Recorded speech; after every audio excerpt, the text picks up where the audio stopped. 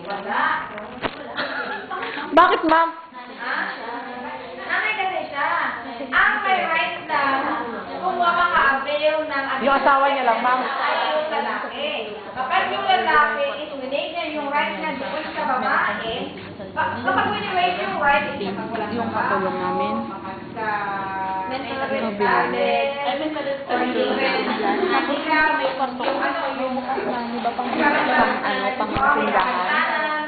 Pansindahan Makumpiskit lang yan, ha? Okay. ng lalaki yung right niya doon sa babae. Video Pero yan? kapag sinunate ng babae, ay ng lalaki yung right niya doon sa babae, hindi siya makakapag-avail Nakatayo ng yun, nakatako. additional exemption. Kundi, basic exemptions lang.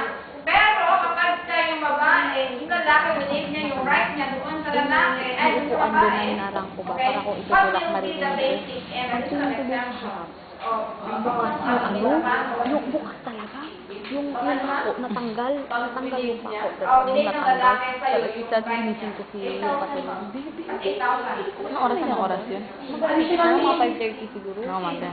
Kasi kung minsan, Ay, hanap yung cellphone ko. oo, yun. Gambar si Jane.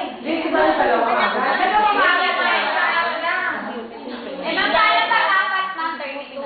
Ha? Mga-apat 32. Pwede sa plus 32. Pwede na sa apat. Exemption niya, parang panggal, tapos pwede sa iyo naman.